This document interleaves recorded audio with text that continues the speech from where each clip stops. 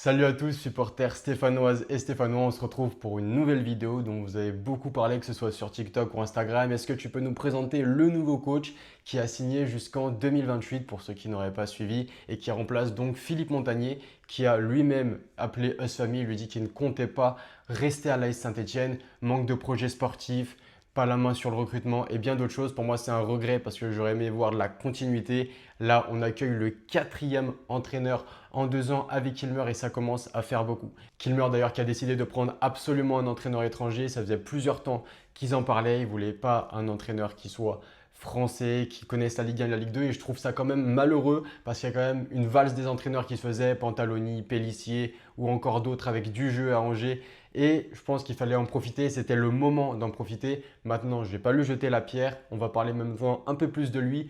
Yann Catro, qui est-il? Il faut savoir d'ailleurs qu'avant d'être entraîneur principal, il était d'ailleurs entraîneur adjoint. Il n'a d'ailleurs aucune carrière professionnelle, il n'a jamais été footballeur.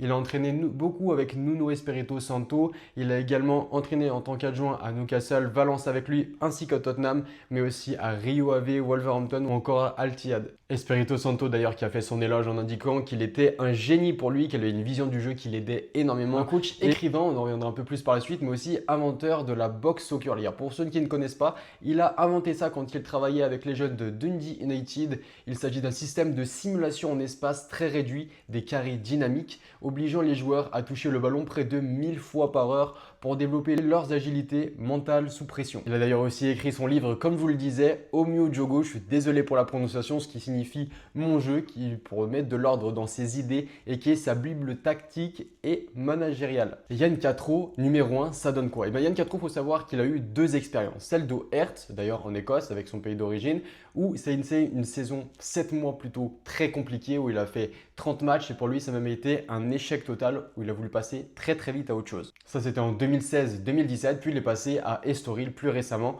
où ça fait 2 ans qu'il était au club et il a ramené le club un peu plus haut avec cette méthode qui a fait beaucoup parler en bien au Portugal. Il a ramené d'ailleurs le club 8e pour sa première saison et a fini 10e cette année. Maintenant, le principal, quel style de jeu Yann Catro préfère-t-il? D'ailleurs, il faut savoir qu'il apprécie la data et c'est ce pourquoi Kilmer, d'ailleurs recruté, il a un style de jeu préférentiel. C'est le 4-3-3 offensif. Forcément, si je vous dis ça, ça ne va pas vous rappeler de bons souvenirs et ça va vous rappeler Eric Orneland. Mais attendez, parce qu'il y a encore d'autres choses. C'est un entraîneur qui sait s'adapter aux autres équipes. C'est un entraîneur qui a déjà utilisé plusieurs dispositifs, le 4-3-1-2, le 3-4-2-1 ou encore le 3-4-3. Je l'ai vu par moi-même d'ailleurs via des applications. Et justement, pour ceux qui pourraient avoir des craintes, lui ne mise pas sur le beau jeu, mais le jeu sans peur. Et ça, c'est une vraie différence. Alors oui, comme Eric Orneland, il est basé sur la possession, il aime avoir la possession, mais il aime que son équipe ne joue pas avec la peur. Comme l'entraîneur norvégien, il est adepte du pressing haut et c'est ça qui peut faire un peu peur. Maintenant, ce que j'ai peur aussi, c'est les entraînements. À voir s'il fait des entraînements aussi énergivores qu'Eric Orneland parce que ça va être un vrai problème. Et forcément, qui dit pressing haut, dit prendre l'eau en défense. Et là, ça vous rappelle forcément Eric Orneland. Et vous allez me dire, mais là, tu nous racontes que des mauvaises nouvelles en fait. On a pris le pire entraîneur possible. Mais il y a aussi des points positifs parce que oui, Yann Catro, c'est un style de jeu positif. Un entraîneur qui s'adapte à ses joueurs et qui fait une tactique et qui veut tirer le meilleur de ses joueurs. Et ça, c'est le meilleur remède possible et je pense qu'il va nous apporter beaucoup là-dessus. Et si Estoril a marqué 54 buts cette saison, ce n'est pas pour rien parce qu'il a une animation offensive qui est digne de celle du Paris Saint-Germain. Alors oui, comme ça sur le plan, je vais peut-être un peu trop loin, mais c'est vraiment le cas les gars.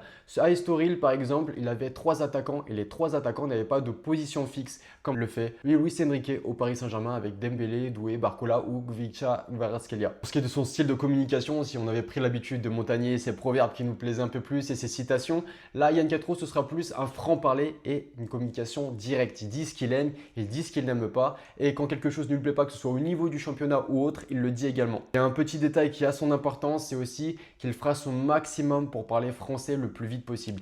Il était au Portugal juste avant et il a tiré une vague de sympathie envers les journalistes et les personnes en général parce qu'il parlait un portugais parfaitement bien pour un Écossais. Yann Catro d'ailleurs dit qu'il ne devrait pas venir seul, il devait venir avec son adjoint à Estoril qui est Brian Lazzaro, qui n'est pas encore officiel, il y a eu beaucoup de rumeurs sur ceci, donc voilà, peut-être qu'au moment où je vais vous envoyer la vidéo, peut-être que la rumeur sera officielle ou non, que ce sera un autre adjoint. En tout cas, c'est ce qui est le plus probable à l'heure à laquelle je vous parle. Et défensivement, oui, forcément, c'est un peu plus compliqué. Il y en a qui diraient que oui, mais Estoril a pris énormément de buts, ils ont pris l'eau. Si on regarde les statistiques, si on regarde les derniers résultats, j'en ai vu même faire des captures d'écran. Et en fait, c'est beaucoup trop facile de juger parce que si on regarde bien, le club portugais avait validé son maintien très tôt dans la saison. Et c'est ce pourquoi je pense qu'il a eu du mal peut-être à motiver les joueurs et à faire des résultats. Parce qu'on sait qu'un petit club comme Estoril arrive à être 10e forcément, peut-être que les joueurs étaient plus relâchés. Et c'est ce qui explique pour moi les mauvais résultats de cette saison où on voit énormément de captures d'écran défiler, que ce soit sur Twitter ou autre. Remarqué à Estoril par un certain José Mourinho. Je vous lis exactement les propos qu'il a tenus. Il est très bien entraîné, il a une expérience internationale, il a passé de nombreuses années avec Nuno Espirito Santo, comme je vous le disais, en coach de numéro 2, en coach adjoint. Il a été en Arabie Saoudite, à Al Hilal et au Portugal. Il laisse son empreinte, que ce soit dans la communication, d'un point de vue social. L'équipe a son empreinte là-bas. Ils ont trouvé une plateforme de stabilité dans laquelle ils développent un jeu qui ne suffit pas à dire qu'il est beau, parce que parfois le jeu est beau. Ils jouent vraiment bien, ils sont agréables à regarder, ils peuvent obtenir de bons résultats. Vous allez me dire oui, mais c'est un entraîneur encore en élan de bis et on va devoir encore attendre et on est encore dans l'inconnu